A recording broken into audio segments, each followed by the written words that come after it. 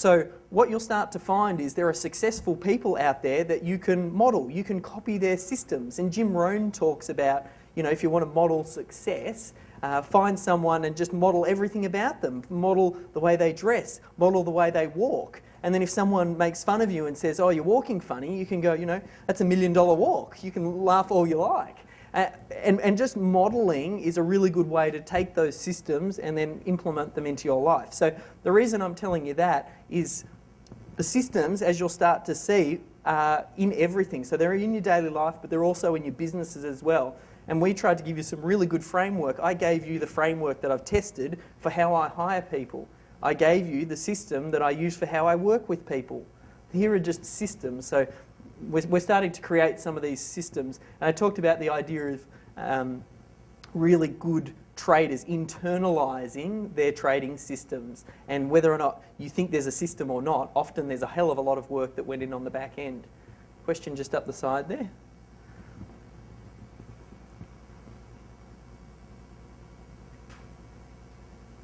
I totally agree with you in terms of internalising systems, because even when I think of when I do my keyword research now, you know, I've done it. You know, I was doing it hours and hours and hours and every day, but now it's like reading tea leaves. It's like I can look at it and I'm seeing it totally different to what someone who's just starting would. So you have to learn the systems, and then eventually you can just look at it. It's like reading tea leaves. You just understand it. You're seeing through it as well as what you're seeing. That is a perfect example. So what you'll want to look to do, and there's a few little techniques you can use as far as you can try and understand the process, and then you try and replicate that system. And there's some other things that you can do as well to leapfrog that and create a system almost straight away without understanding the process. And that's my super pro move that I'll tell you in a little bit. So I got really obsessed with systems. There was the whole trading systems. That's how I first got started. Then it sort of moved into Planet 13, and here's a store that we ended up franchising, and we documented, here's our franchise manual, and you can have a look at it at the end, but here's a system for how to run a rock and roll clothing music store.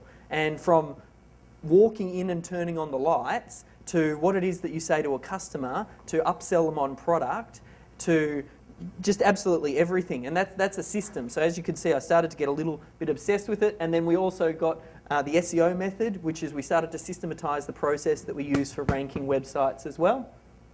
And I shared with you some of these other systems as well that I use.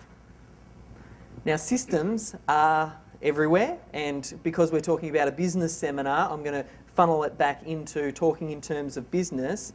Your entire business is a system and a set of subsystems. So you've got the overall system, which is business, but then underneath that, there are different subsystems as well. You've got a system for marketing, you've got a system for fulfillment, and you've got a system for operations as well. So marketing, how do you go out and find new clients? How do you grow the clients that you've got? Fulfillment, how do you deliver the products that you have?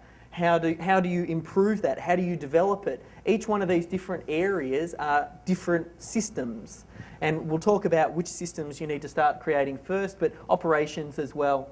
And I finish up with the Blockbuster and Netflix example. Blockbuster just recently went bankrupt, and this, I think the reason was because they weren't updating their system. They had a business system that's flawed, and I know in Australia it's still operating, but in States it was the Blockbuster that went down. But they had stores where you would go to buy DVDs or hire DVDs, so you'd have to drive down to the store, choose the DVD you want, take it home, watch it, and when you're finished, return it.